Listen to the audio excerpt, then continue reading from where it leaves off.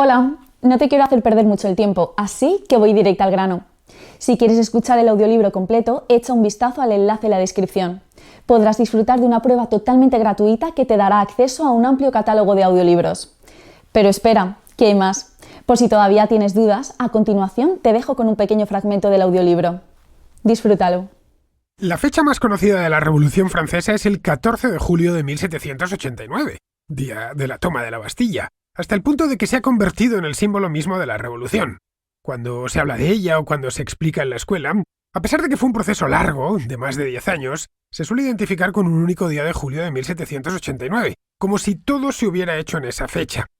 No pretendo quitar mérito a la Bastilla, fue importante, sin duda. De hecho, en la actualidad es el Día Nacional de la República Francesa. Se celebra un importante desfile en París y se hacen muchas referencias históricas a la Revolución Francesa. Pero la revolución fue mucho más larga. Ese día, un grupo muy numeroso de insurrectos tomó el castillo parisino de la Bastilla. Sin embargo, la revolución es bastante más. Empezó algo antes y terminó mucho después. Sí, todo el proceso revolucionario es mucho más largo que un día de julio.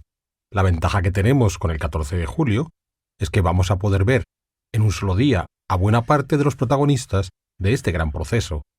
Nos vamos a encontrar a una autoridad real que se opone al cambio, a una nobleza que sí apoya a esa autoridad real, a otro grupo de la nobleza que, como la mayor parte de la burguesía, cree en la transformación política, y sobre todo, a un pueblo aparentemente revolucionario que toma al asalto la Bastilla. De modo que ese 14 de julio, al menos desde el punto de vista del imaginario contemporáneo, ejemplifica muy bien cómo todos los elementos que van a formar parte de ese larguísimo proceso revolucionario que durará más de una década se reúnen en un mismo lugar y para un mismo propósito. En los libros de texto se acostumbra a utilizar otra fecha como comienzo de todo este proceso. 1787, 2 años antes, cuando el rey de Francia, Luis XVI, convocó una reunión de aristócratas conocida como Asamblea des Notables, Asamblea de Notables en español. No fue una convocatoria accidental. Luis XVI no la había convocado en todo su reinado, tampoco su abuelo ni su tatarabuelo. Nadie en Francia se acordaba de que existía esa vieja institución cuya convocatoria quedaba a discreción del monarca. No fue algo casual ni un calentón repentino. Simplemente no le quedó otro remedio. Luis XVI tenía serios problemas económicos. El Tesoro Real francés se encontraba sin fondos, algo que no era del todo anormal, pues por lo general estaba vacío, debido a que la corte derrochaba mucho dinero y el rey solía meterse en costosas campañas militares. En el pasado, el cardenal Richelieu había dicho que nunca hay que permitir que los enemigos supiesen cuánto dinero quedaba en la caja.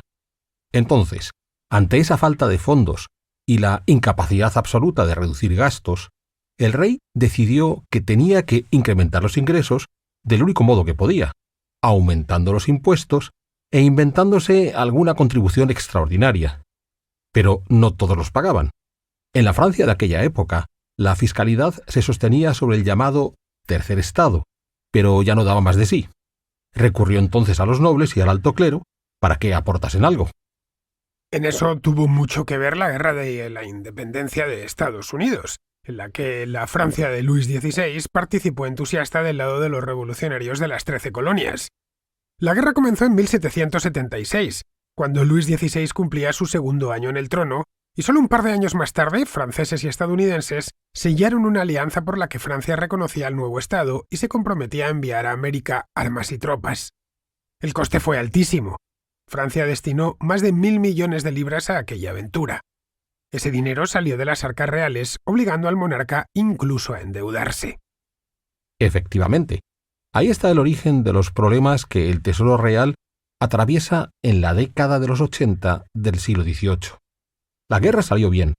Los Estados Unidos se independizaron gracias a la Paz de París de 1783.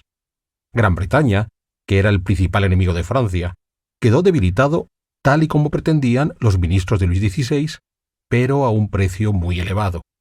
Francia se involucró en la guerra de independencia de Estados Unidos, buscando la venganza por la derrota a la que le habían sometido los ingleses años atrás en la Guerra de los 7 Años, que terminó en 1763.